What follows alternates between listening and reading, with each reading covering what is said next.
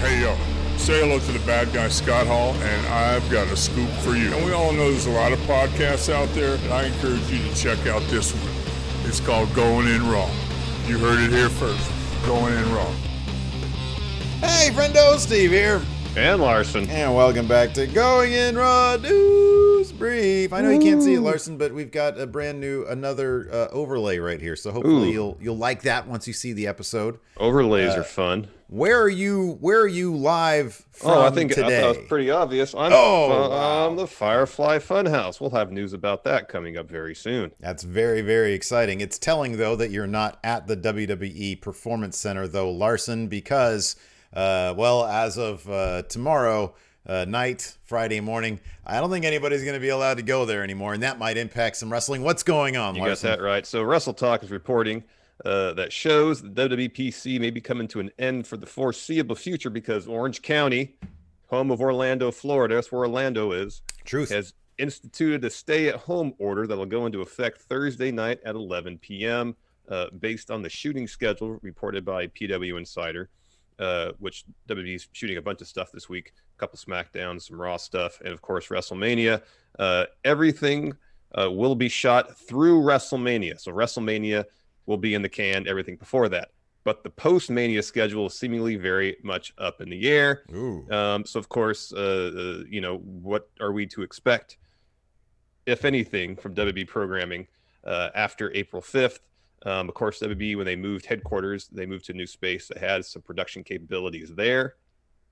Hey, you know what? We've been to the WWE the archives. Yeah. They've got a ring there where they shoot stuff. It's even lower. It's even lower production value than the Performance Center, though, because it's literally just a room with a ring in it. And on top of that, I mean, that's not. I don't know. Like, what is the status on Connecticut? And I don't know if they have. I don't know if they have a stay-at-home order or anything. I don't know what the deal is quite yet. But there's that as an option, maybe assuming the whatever orders have been brought forth by the local government there would allow it, or will they have to shut down new production for a while? I just looked up Corona. So wait, you had heard that that the WWE headquarters potentially has a ring and some production facilities? Well, I heard they had production facilities at the new. They're moving out of Titan Towers, or they have, to a new place, and there's studio space. That's where they shot Triple H, I think, where they shot Triple H and Tom Phillips stand-ups for the NXT episode last week. Okay. Live, coming from Connecticut, so I assume I'm just putting it all together. So, like, you could do, this would be a sad thing, but obviously you could theoretically do a Raw after Mania using, it could be a WrestleMania, it could be like how NXT used to do their Fallout episodes. You know, I mean, maybe you have time to shoot a couple matches. I don't know why you do that, though, if you're just going to have, if you're going to write off the Raw after Mania this time as just a clip show of, WrestleMania to try to help sell the network. I mean, some of the stuff, we're going to talk about this in a second, some of the stuff that has been, by the way, we're not going to, if we hear them, if we find out about them, we're not going to do any Mania spoilers here. No. And if anybody tries to drop them in the comments, we're going to be banning those people, even if it's a joke. So please don't do that. Please just be cool, man. Just be cool. Yeah, just be cool. But some of the stuff that seemingly they have planned in terms of, which we'll talk about, and I'm fine talking about it, what to expect production-wise from some of these matches, sounds like it could be pretty cool.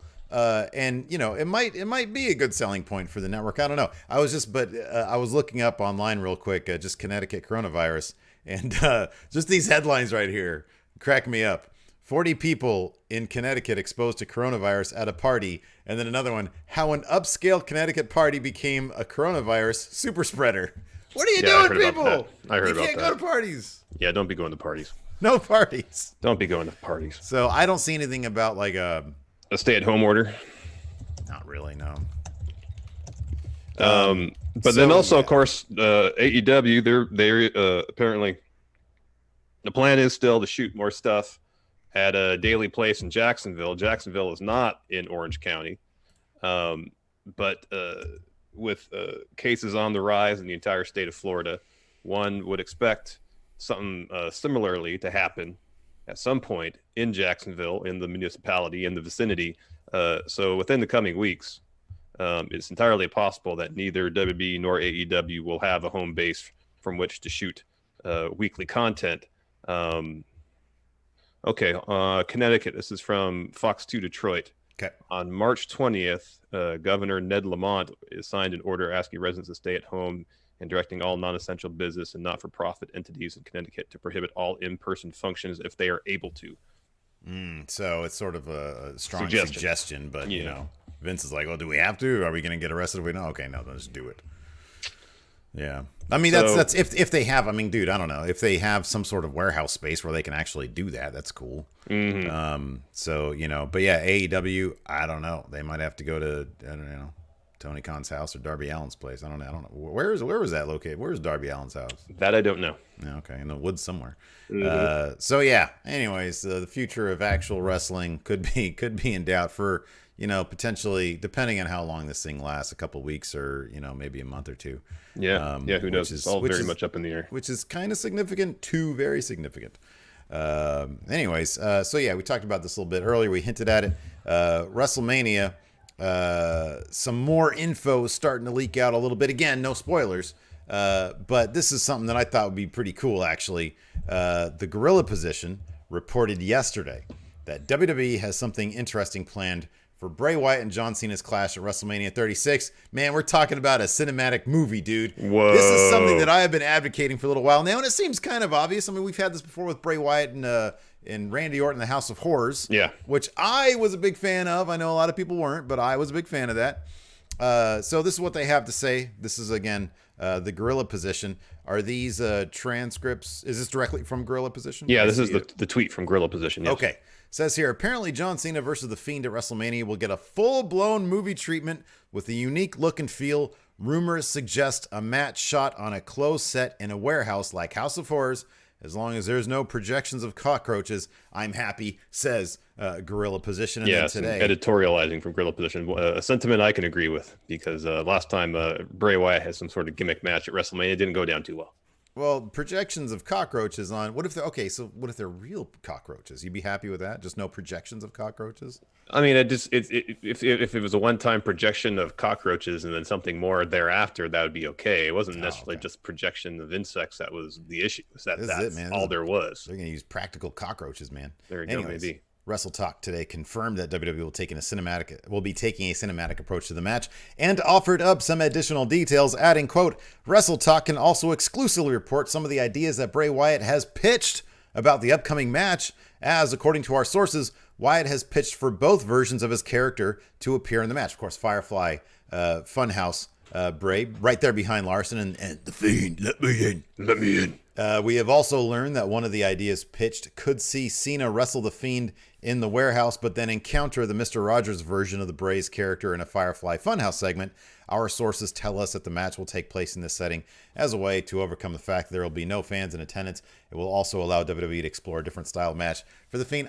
This might end up being my favorite WrestleMania of all time, man. Because you know me, low attention span. I like many different things happening at the same time. I want sensory overload, Larson. You do. This is what I want. So you're going to get this.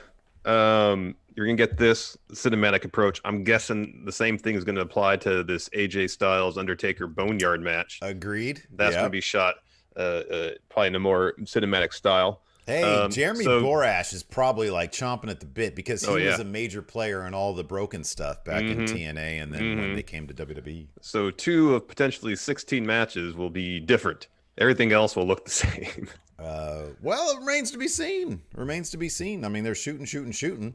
Yeah. And then they can put it all together afterwards. They could doll it up with filters, effects, Snapchat filters. Maybe they'll have like a couple people be like, the dog filter where they go, Or maybe they'll just use Zoom technology, visual backgrounds for everything. It's amazing. Yeah. What they can do. They won't actually be. Before we continue on, I want to remind you guys yesterday, Ricky and Elliot over there at Internet Today, youtube.com/Internet Today TV. They had us on the live stream. It was great catching up with some old friends. And so this morning I made a coloring book page of the guys. God, it's all blown out. You can't see anything right here. Let's see here. Let me turn this light over here. There we go. Oh, there you go. You can see the coloring page now.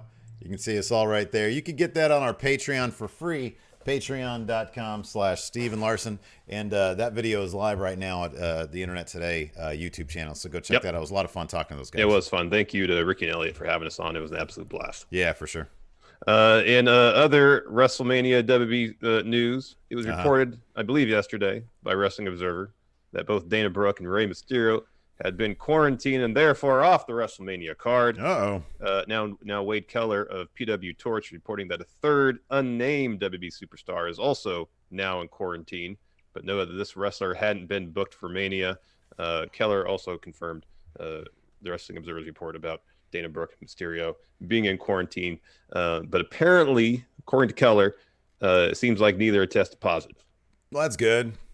I wonder who the unnamed superstar is. It's like the Canellises or something. We're sick. Quarantine us. Anyways, of course, though, one big question every year with WrestleMania is, and seemingly sometimes it comes down to the last minute with Vince, is what is going to main event WrestleMania. Now, Fightful potentially has some info regarding that. If it comes down to the day of, man. If this is, this is interesting here. He said from Fightful, they say, quote, there was, oh, by the way, go subscribe to Fightful Select. It's great. Yes. There was plenty of back and forth over the past week over what would main event the two nights of WrestleMania.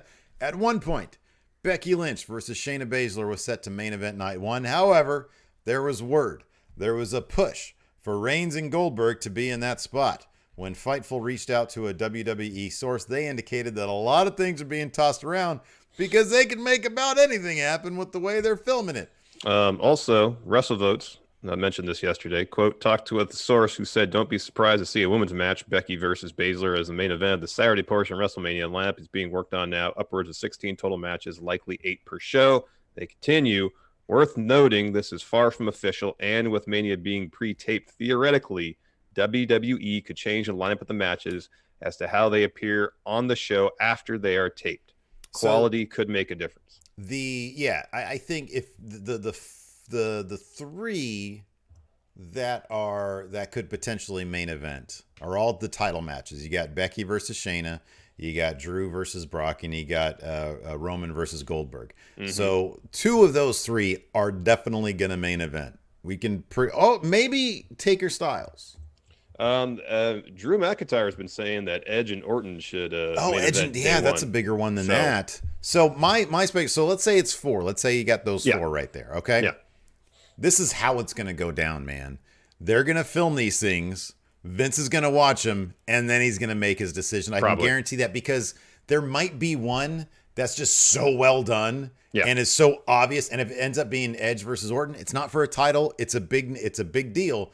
If it ends up being Becky Shayna, if that for somehow, some way, if the editing comes together, if the sound mixing comes together. Well, also if the performances come together too. Of course. Yeah, absolutely. And if the performances come together, the way it's shot, the performances, all that stuff, whatever comes across best is going to main event, whatever they think the top spot is. I think that's probably more likely in terms of Vince mixing and matching potential main events night 1 as opposed to night 2. I feel like night 2 is going to be Drew and Brock. Regardless. I feel like that has to be the main event. I don't know, man. If it's underwhelming at all, I mean, Brock Rollins didn't open up WrestleMania last year? Yeah. I mean, if it's underwhelming, I mean, I know Ronda was like the big name last year, and that was going to main event. Well, and Becky too. I think that was the story they really wanted to push, was that as a main event.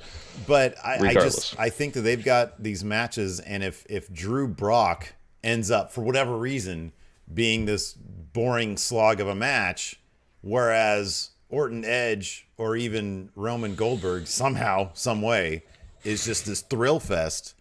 I think it a 2-minute thrill fest. Yeah, exactly. They could be longer than 2 minutes. I think, or 5 for sure. Maybe. Well, yeah, no, they're taping it. They can make Goldberg look like $1 million. They're taping do several takes. Do a take. Give him a rest. 3 hour break. I know Drew did an interview, I believe, with Alex McCarthy. Yeah, it was a great interview too. Talking about how Brock was and Heyman were going out of the way to get him over. Mm-hmm. Brock's going to pull out all the stops on that match, man. This is going to be like WrestleMania 18 caliber Brock Lesnar match, potentially. Because I feel like, just based on what we've seen, based on what Drew has said, like Brock is invested in helping Drew take that next step. So I would honestly be very surprised if, based on just what we've heard, Drew and Brock is a snooze fest. There's also, I mean, they could, I'm gonna say rig it in a certain way. McMahon can throw his best people on that match. Mm-hmm. Yeah, he could toss all of his resources at that match and be like, hey, this is probably gonna, unless you guys somehow come up with a big dud, this is going to be the big deal. So let's put, hey, who's everything got the 35 millimeter camera over here? Bring that over here. We're going to, or who's going to shoot this on IMAX? Anyways, we got some previews because we got the Wednesday Night Wars tonight. Another empty arena episode of AEW, including, this actually sounds like a killer episode, by the way. Chris Jericho and Matt Hardy go face to face. Have you had time to listen to that podcast yet, man? Not yet, no. It's solid. It's solid. Usually I listen to my podcast at the gym, but can't do it now. Can't do it now. Can't do it. Also, Kenny Omega versus Sammy Guevara for the Mega title. That'll be awesome. AAA has to be happy about that, man. It's like, hey, we can't do anything, so can you guys just defend the title on a match to let people know we're around? Also, I know. Cody versus Jimmy Havoc. This is gonna be a good match. Yeah, man. They gonna bleed in this match? I don't know. It's Jimmy Havoc. I don't know. Yeah, Isn't it like in his contract? Maybe. We're gonna see a staple gun though. There's also an NXT episode tonight. Triple H is going to appear on NXT on USA to, in his comforting Uncle Paul voice. Yeah. To, give us. Well, while we're talking NXT speech. preview, Sports Illustrated reported and was subsequently confirmed by WB that starting April 1st, we're going to essentially see the rollout of the takeover matches that were planned for Takeover Tampa. Though, if there's a stay-at-home order for Orlando. Who knows what we'll actually get beyond April 1st. You're killing me with your hand just stapled to your face right now, buddy. Why? You're not supposed to be touching your face. I'm man. at home. My hands are clean. I still think you're not supposed to do that. Do you know how much time we spent over the weekend cleaning this place? All right, man. This place is basically sanitized. Honestly, dude, at this point, I told you this the other day. At this point, whenever I see anybody doing it, even if it's on like a movie, I'm like, stop doing that. See, like right here is fine. Oh God, you're just I'm fine there. But anywhere around mucous membranes, I don't touch. I don't touch my mouth, my nose, eyes, none of that. Unless my hands are clean. There's so much corona happening right now on your face. No corona. Matt Riddle is battling the Undisputed Era's Roderick Strong. Adam Cole has a special message for the NXT universe. We're going to get some story time with Adam Cole. Candice LeRae faces Caden Carter in a ladder match qualifier.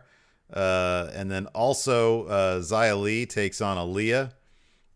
Tyler Breeze is taking on Patrick Sparks. Real superstar all day. Picture of Austin Theory. The B-Man.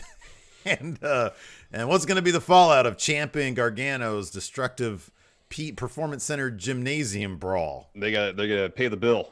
They're gonna be charged for all the damage. Yes, that would be great. There's like an intense moment in the ring between them, and someone walks out and is like, "Who is this guy? He's in a suit." Yeah, are you John Gargano and Tommaso? What's Ciampa's real name? Tommaso Whitney. Are you Tommaso Whitney? Walks in there. It's like, I'm from the insurance company that the Performance Center has the insurance bill, insurance policy through. Here is the bill of damages that we won't cover. You guys are liable for this. Yeah. Shucks. And they're going to have an insurance bill on a pole match. Yeah. Or a ladder match with a clipboard with said paperwork on it. Yeah, man. Yeah. Anyways, thanks everybody for tuning in. We appreciate it. Check out our Patreon at patreon.com. Oh, we did, by the way, today we got a new patron. Oh, cool.